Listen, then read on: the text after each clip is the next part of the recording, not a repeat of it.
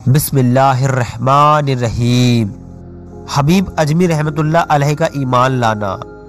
حضرت حبیب اجمی رحمۃ اللہ علیہ شروع میں بڑے مالدار تھے اور اپنا مال سود پر اہل بصرہ کو دے دیا کرتے تھے اور ہر روز اپنے لین دین کے تقاضے کے لیے جایا کرتے تھے، اور جب تک کہ جن سے کچھ لینا ہوتا وصول نہ کر لیتے تھے نہ ٹلتے تھے، اور اگر دیکھتے کہ اور کچھ وصول نہیں ہوتا تو کہتے تھے کہ اچھا میرے آنے کی مزدوری دو، اور اسی سے اپنا گزارا کرتے۔ ایک روز اپنے مال کی طلب کے لیے ایک گھر میں گئے۔ وہ قرض دار گھر میں نہ تھا۔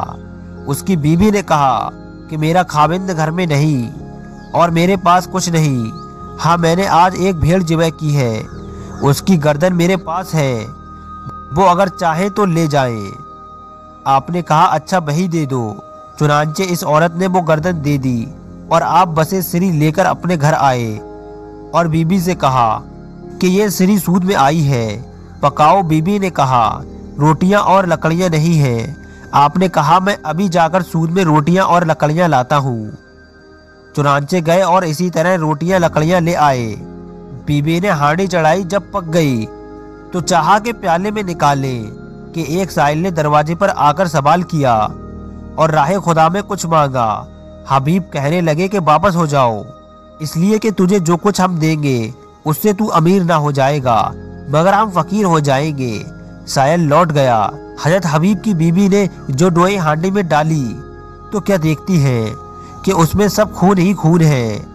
اپنے خاوند کو بلایا اور دکھا کر کہنے لگی دیکھیے یہ آپ کی بدبختی، وہ شومی سے کیا ہو گیا۔ حضرت حبیب نے یہ حال دیکھا تو دل پر ایک ایسا اثر ہوا کہ آپ کی حالت فی الفور بدل گئی اور کہنے لگے اے میری بیوی تو گواہ رہے کہ میں نے آج ہر برے کام سے توبہ کر لی۔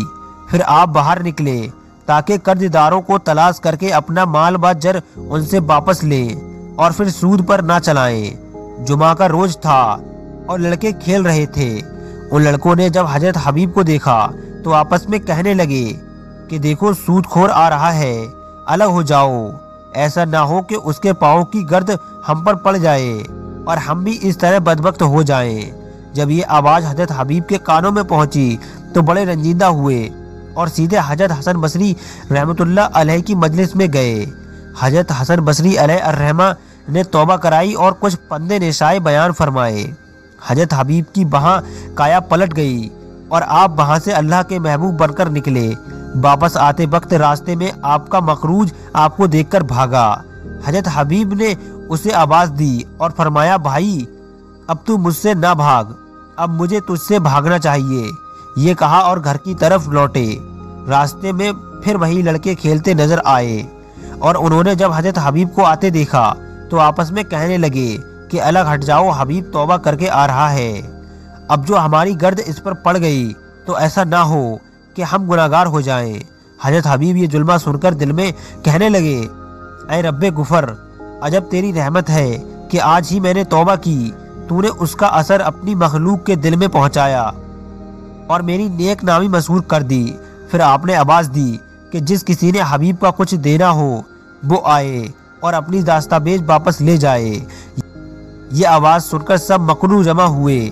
پھر آپ نے جو مال جمع کیا تھا سب لوگوں کو بانٹ دیا، یہاں تک کہ آپ کے پاس کچھ باقی نہ رہا۔